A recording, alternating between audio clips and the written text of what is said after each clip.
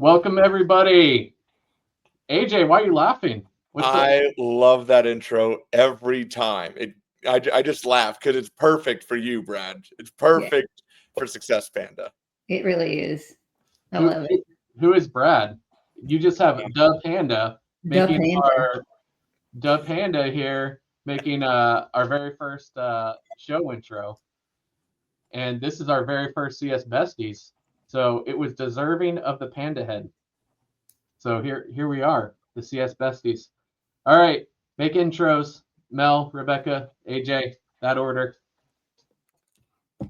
I'm Melanie Labar. I am the Community Director for Success Panda, and I've been in technology for 25 years, and I've specialized in implementation, onboarding, and growing revenue.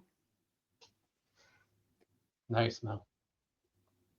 Hi, I'm Rebecca Novetsky. I've been in the post-sales, customer success, and account management space for about 8 years now, and I am all about helping people be successful on their own journeys and with their business interactions. Nice. And then my name's AJ, customer success leader. So worked with startups, helping them grow their customer success team and implementation, but also on the renewal side.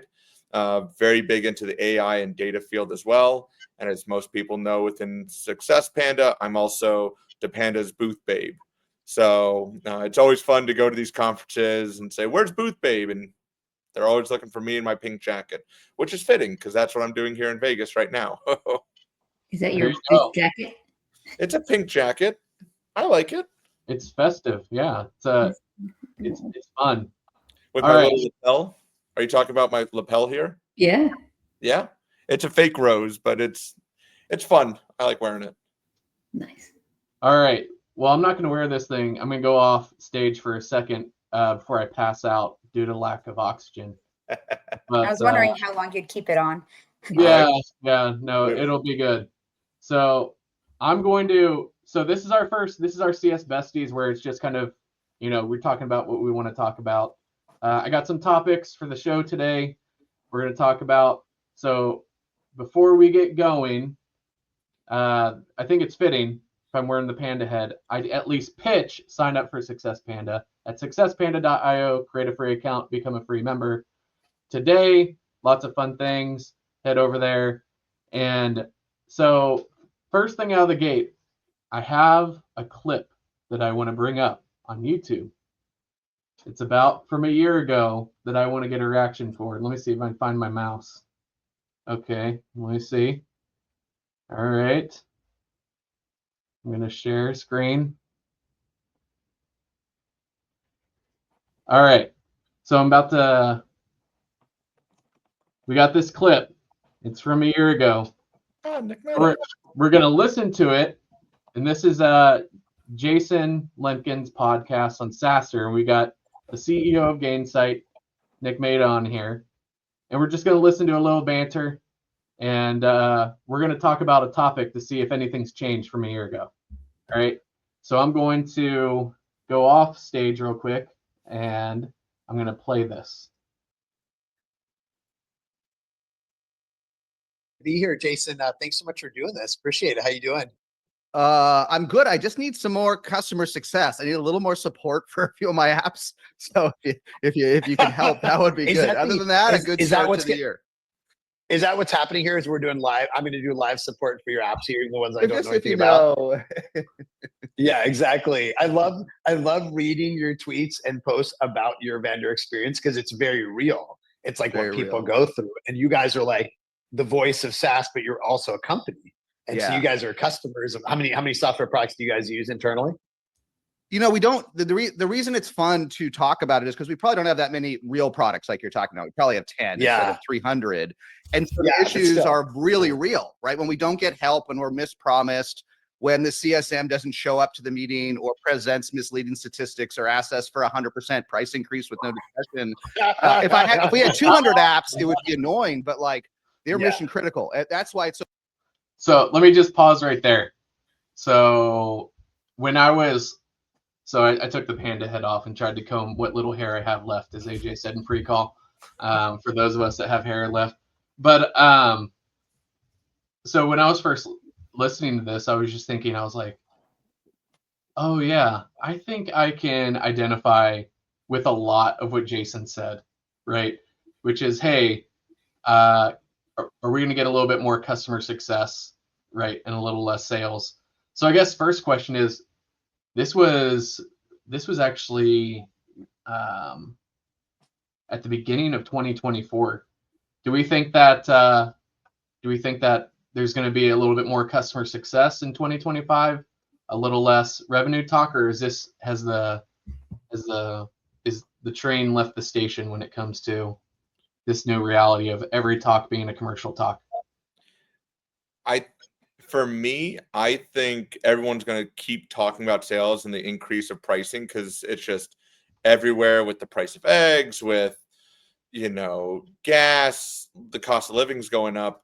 But for me, I think the biggest thing is you need to have these conversations early, and you can't always just have, to his point, it's just, hey, here's the metrics. This is why we're increasing prices.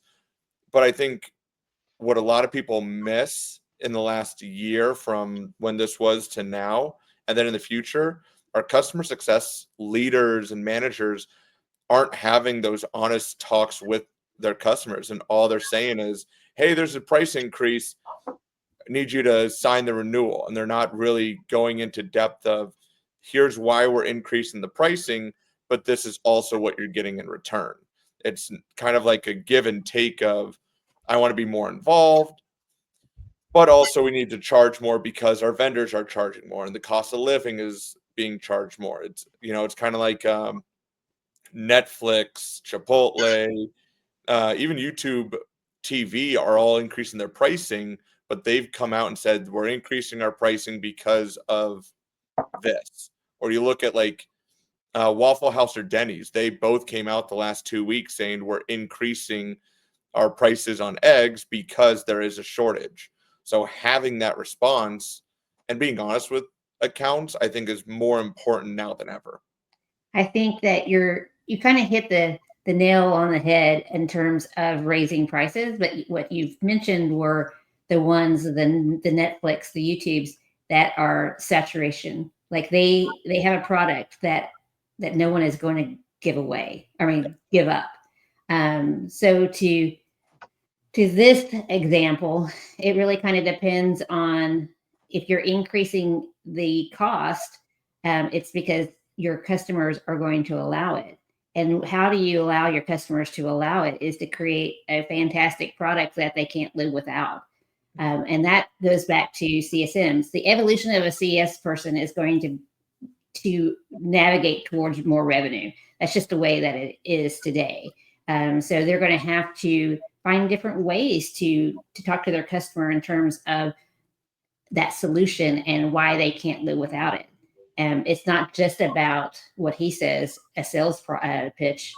It's showing the value of that product, and the value of the CSM is showing that value of the product. So we need, as leaders, to enable our teams to understand, one, solution sales, and two, how not to be afraid of asking the renewal question, making sure that our team is introduced right after signature so that they are showing value, and have a product that people can't live without, and being able to show that to the customer.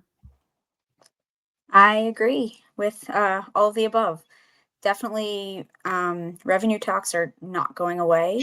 CSMs are becoming responsible for more. The days of having a leg of the organization that doesn't provide revenue to the company are falling by the wayside. And, it also just lends to more partnership opportunities.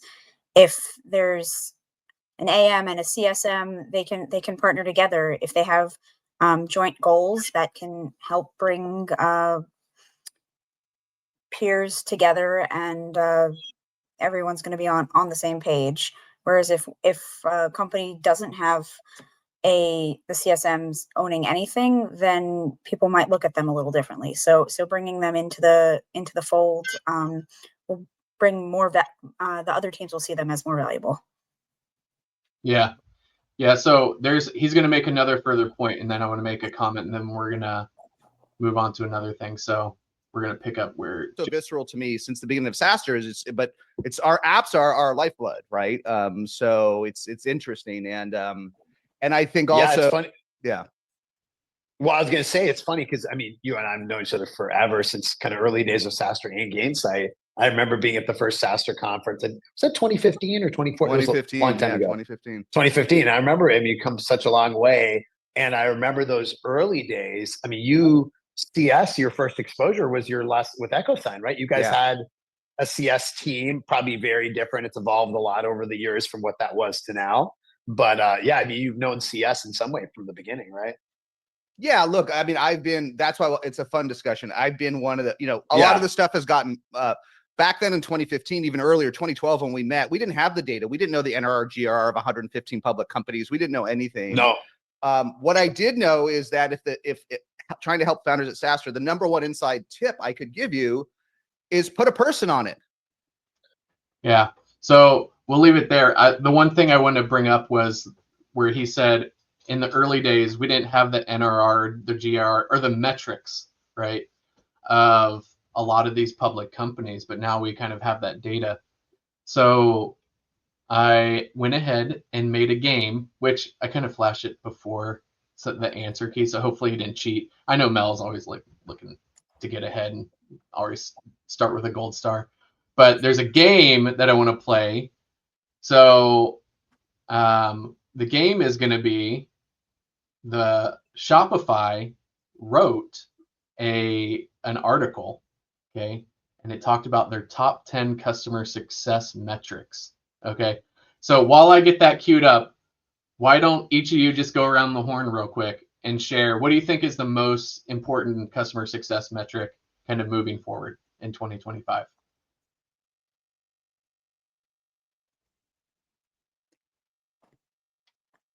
I just listened to a talk about customer sentiment actually being pretty highly regarded. And I'm kind of curious if that's more stuff going into the calculation instead of just being the feel of the CSM, but actual having data to back it. I would say for me, it's a tie. It's time TLC, so time to last contact. So a little bit about what you were talking about, Rebecca, and then also time to first value, and that's where the TLC. When I was working with these startups, my first thing is how often are we talking with our customers, and we always kept it under 30 days because a lot can happen in those 30 days. But by writing all that information down, we were able to really understand where our customers were. Like if I knew a customer was going on vacation, I wouldn't bother them, but I'd make sure to ask them afterwards. And then the time to first value could also be a part of implementation. But I always love talking to our accounts when we first meet them from sales and saying, okay, what are your top 3 goals? And once you've hit one of those goals, it's okay, how long did it take? And was it fast or was it too slow from what their expectations were? And trying to get everyone aligned. What about you, Mel? I'm probably the last person to ask about this, but because I can have a whole show about how I hate NPS. But I think that it's going to be anywhere from a customer health score, sentiment score, and also adoption rate. I love the time to value as well. That's very important to me because I specialize in implementation and onboarding. Time to value is, I want them to recognize the value immediately. So that's really high on my list as well. Nice. Okay, cool. So I have this really high-tech game where I made in Canva, and I ranked from 1 to 10 this, and we'll look at the list here in a second. So this Shopify article, which by the way has a lot of reach. Shopify is a big company. It's being picked up by Google SEO and sent out to anybody that follows like customer success if they get like updates on things like that. So this is, we'll just say, one data point of people who are putting out into the CS ecosystem what type of metrics that they think, right, are important right now in the customer lifecycle. So, all right, let's start the game. It's an individual game since I'm hosting it and I know the answers. I'll be the one managing it. So it'll be the best out of you three, okay? And so what we'll do is we'll start with ladies first. So Rebecca will start. What's the prize? What's the prize? Well, you'll see. You'll see. It's more gonna than be a gold star. It'll be more than the gold star. It's gonna be a cookie. Right. So, okay, here's how it'll work. If you, it's kind of like Jeopardy. So if you say the metric and say it's behind number 1, you get 1 point. But if you get number 10, it's 10 points. Okay. All right. So is it the highest score or the lowest score that you want? Well, whoever gets, I would say the high score. Yeah. So you want that. So I have my little pen and paper. So it's backwards. Number 10 is the highest. Yep. So think about the number that it is and the number of points that you get. Okay. Right? Okay. All right. Mel looks still confused. Mel, are you okay? I'm good. Okay. That's your non-confused face. It's that Cincinnati education that Brad has, that he has the numbers backwards. Right. Oh, okay. Well, go for it, Rebecca. Sorry, what happened to Iowa State? Okay, here we go. All right. So Rebecca, you say what you think one of these top 10, and then if you guess one, I'll unveil it. I'm gonna go with customer sentiment, or if it's also called health score. Customer sentiment or customer health score. I'm sorry, it is not on the list. 0 points for you. Can you believe that? I'm shocked. I am shocked. Oh, yeah. Well, get used to that emotion. Just get used to it. It's going to come again. Sorry, Rebecca. I wanted to give you points on the end, but your answer was not correct. Next time. I know. Next round. All right, Mel, go ahead. NRR. NRR, which is what, Mel? What does that stand for? Net retention revenue. And I'm going very specifically by how they're listed, okay? NRR is also not on the list. No. Whoa. Wow. So, goose egg for both Rebecca and Mel. I don't know if we could start off the game any worse, but we will see, because AJ is now going to lay a goose egg. Or maybe churn rate. Give me churn rate. There it is. 4 points. 4 points. All right, I'm adding up here because this is official. I'm adding right here with my fountain pen that has run dry. Let me just say, I think churn rate should be higher. Yeah. Actually, like sales, and we all know this, sales is part of customer success, but in the last couple of years, everyone's been trying to keep customers. And that's one thing that we really focused on was, why is our churn rate so high? Because Rebecca, money. Like you're searching the internet for this article to cheat. I'm not. There's no cheating. Okay. No cheating. I'm thinking in my head what I want to do. That's my. Oh, okay. You're strategizing. My hands are right here. All right, keep going, AJ. No, I was just saying how churn rate is important because you want to keep it obviously lower, but I don't think enough companies really understand why people are leaving based on those churn reasons. So go ahead. No, I was just going to say, so just to be clear, I didn't order these from 1 to 10, 10 being the most important of like how they rank them. It's just you're in the Willy Wonka world of Brad's brain right now, and so 10 is going to be the highest number. But still, at least churn rate was on the list. Yeah, that's true. Yeah, on the board. Was on the list.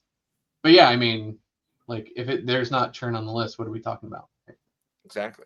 All right, All right, so here comes Rebecca for the redemption play. Go I'm ahead. gonna try customer lifetime value.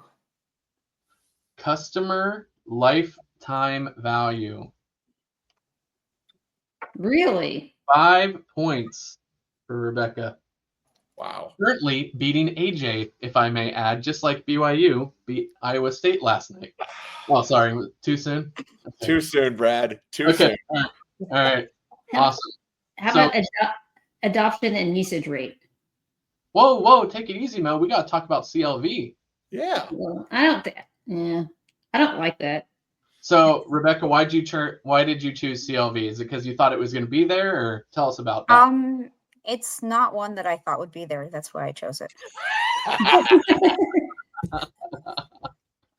Customer lifetime value. Yeah, so I'll just put my plug in for CLV. But so CLV is really, really helpful if you start looking at the entire customer journey as a multi-year experience where you're trying to play the infinite game of keeping this customer as long as possible, right? And so when you're looking at a customer, you're not thinking, oh, I'm just going to make 60,000 this year, but this is a $1 million customer because hopefully they'll stay with us for, for 10, 20, 30 years or things like that. So it's a good metric, but it seems like it'd be really hard to track if you don't have a lot of the systems put in place and you have siloed teams, which is probably why you didn't normally expect it, but here it is. So, and you have 5 points and currently in first place on the leaderboard, Rebecca Novetsky. With Mel, your turn. Adoption or usage rate? Wait a minute. Those are, hold on. You say and? You're trying to go for 2? Adoption. Okay, let's just do adoption rate. Adoption rate is your final answer. Yes. Okay, adoption rate. I have it right here. 0 for Mel. Nice. Wow. Oh, man. Now, why did you choose adoption rate, Mel? Because it almost makes sense. It totally makes sense. That's what you want to know about the customers, whether or not they're adopting the modules. Yeah.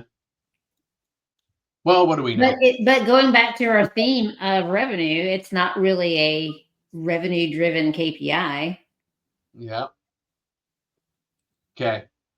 We're introduce into round 3 a new rule called Phone a Panda. Okay. AJ didn't go yet. I haven't gone yet. Well, I want him to lose so that he Jeez. Okay, no, I'm going. Go ahead, AJ. We'll implement round 3 rules here in a second. Go ahead. Time to first value.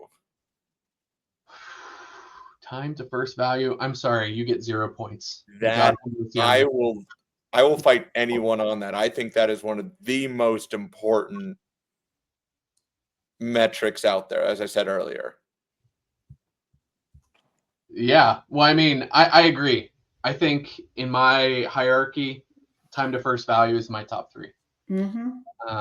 Like that one improves onboarding. 2, it gives you a sense into what the customer's doing, but then you can also replicate it to say, okay, if Rebecca and her company was doing extremely well and Mel and her company are just starting, how can we kind of copy and paste while tailoring it more to Mel than Rebecca's company? That's crazy though. Yeah. So here's the thing is we've gone through 2 rounds. Out of 6 guesses, we're 2 out of 6. So this is a wild list, which is why we're implementing rule 3, round 3. You can phone a panda if you want from now on, where the panda head will give you something that rhymes with one of these. Nice.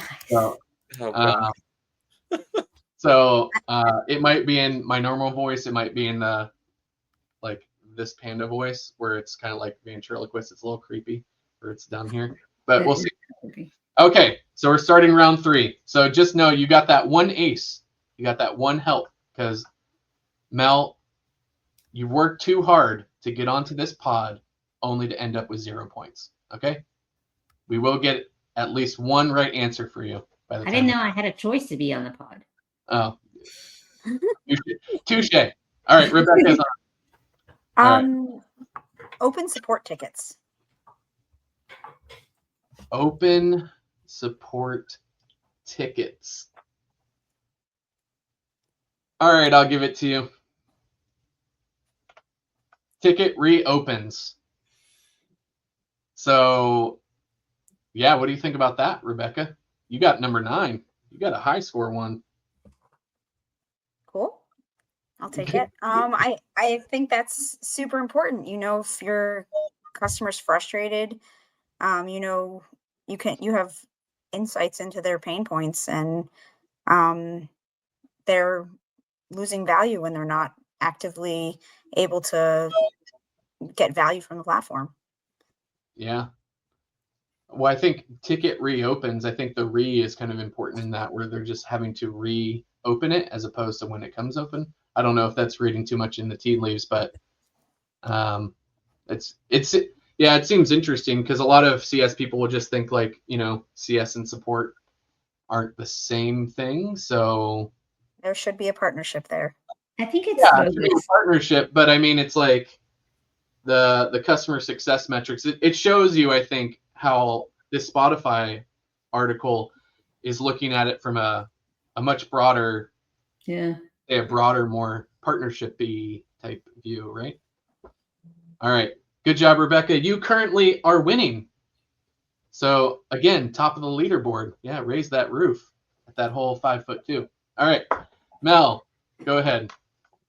How about renewal rate? Renewal rate. Well, I am sorry to say, Mel, that you are on the board. Woo-hoo! Number 7, renewal rate, which means that AJ is right where he belongs in 3rd place, just like Iowa State in the Big East. Big 12, and we're number 5. Big 12. At least get it right. Big East is so like 5 years ago. So renewal rate. I think anybody have any comments about that? Seems pretty straightforward. Mm-hmm. Okay. All right. I am curious for the customer success besties. How often do we talk about renewal rates or renewals with customers? Do we do it like 2 or 3 months before their renewal, or when do you start having a conversation? Well, if you think about renewing, you should renewals start at signature. I agree completely. So I think that you have to start by at least 9 months out, asking, are you getting the value out of the product? At 6 months, you talk about, hey, the renewal is going to come out. This is the process. At 3 months, you better tighten that thing up. Yeah. My take on it is similar to where if you have a sales team that's selling some sort of recurring software service, SaaS package, whatever you want to call it, how do we not have at least one slide dedicated to what the post-sale customer journey is going to be and what the renewal expectation is, right? So I'm even talking at least have one slide where I'm not trying to sell them on renewal, but at least setting the expectation of like, hey, after you guys sign up, here's the customer journey, pre-sales, onboarding, implementation, adoption, expansion, renewal, advocacy. Oh, and by the way, we're going to reach out to start renewal conversations, 6 months before, right? So it's not, you're talking about it literally before you sell the client. And very, very few companies want to do that. I don't know why, but it seems like if you are trying to set yourself apart as a differentiator based off your service, not just the product, you would want to talk about your service journey, your service delivery, your customer success motion, so that people know that they're going to be supported. So, all right, who's next? Me. Okay, AJ. Look, annual recurring revenue for number 10, please. Annual. I want to say, I'm glad you're here on this call. I'm glad you're here with the besties because I award you 0 points. 0 points for ARR. But wait, is there another one that's similar because depending on the company, sometimes it's ACV, it's ARR, or some other Am I acronym. close or no, Mel? It's not even close. It's not on the list. Okay. Yeah.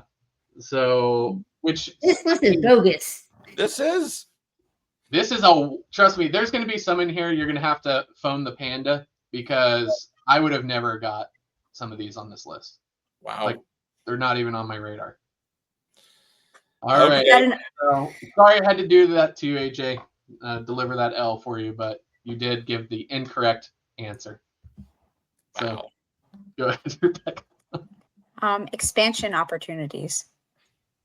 Oh, expansion opportunities. That seems like a great answer, but unfortunately, Rebecca, that's not on the list. Wow. Yeah.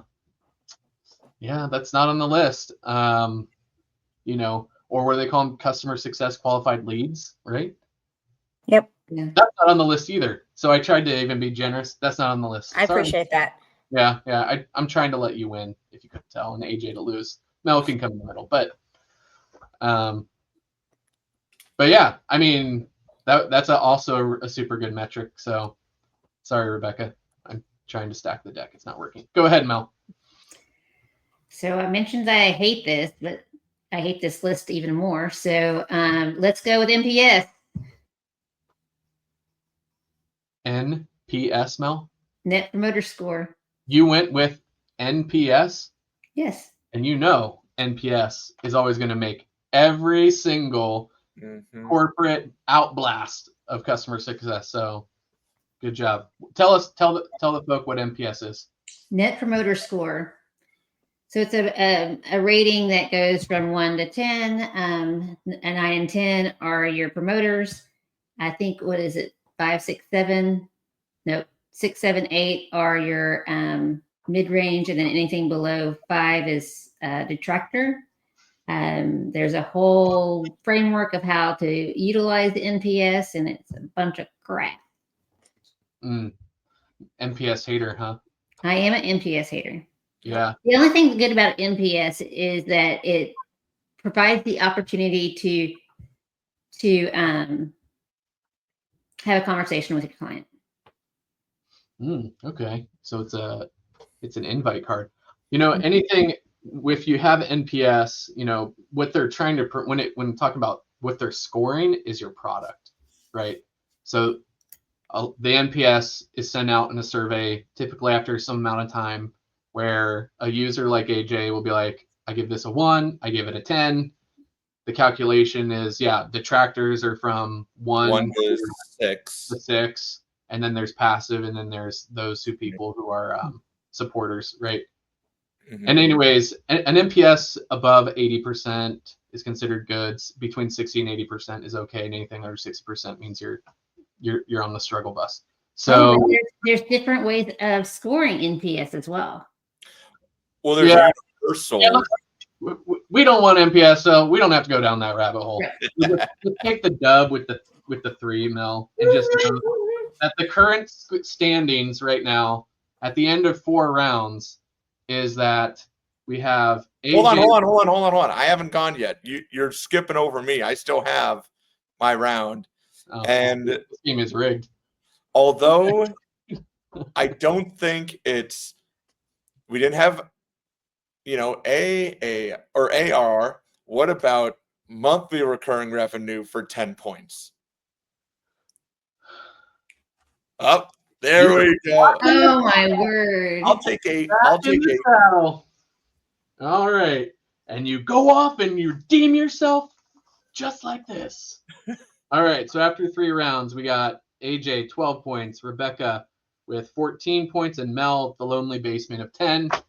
So I know Rebecca's got to jump soon off the call. So let's do a quick 2 fire rounds. Remember, you still have your phone, your Panda, in case you need to use that. So go ahead, Rebecca. I'm going to try customer engagement score.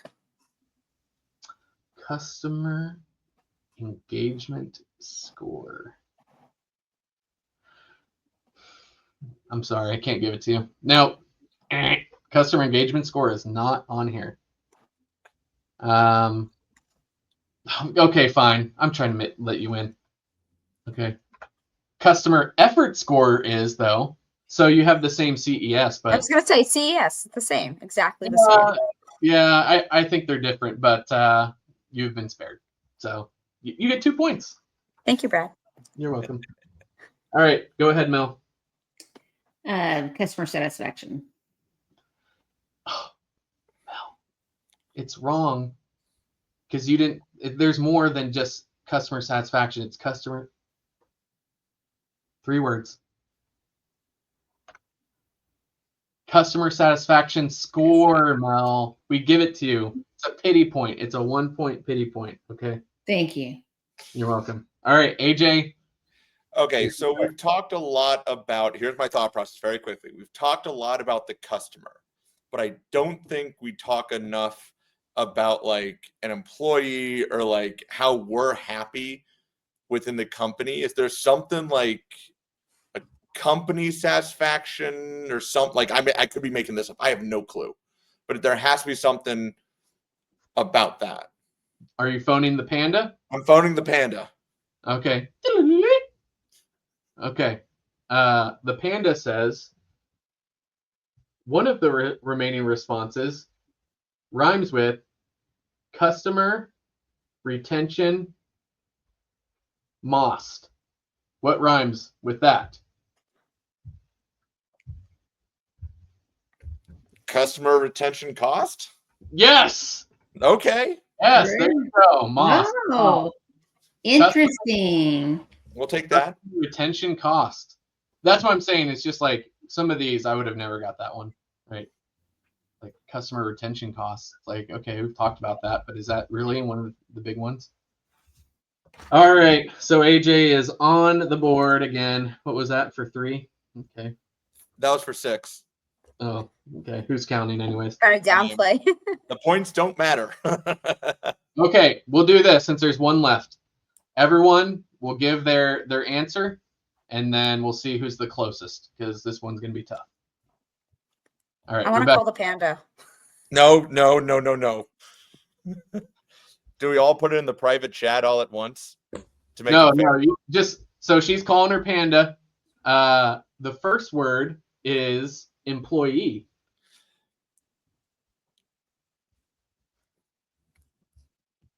Ooh, I got this. This is something we did at This is her chance to win. This is number 10. This is for all the bones. If she gets this, then she's gonna win. Employee satisfaction score. You go off, Rebecca. You phone the panda, and you totally redeem yourself. Employee satisfaction score. There we go. How is that customer success metrics? Wait, hey, didn't I ask about this? A Shopify blog, okay? I don't know. And AJ had to say that's what he said earlier in the round. Yeah, he said employee engagement.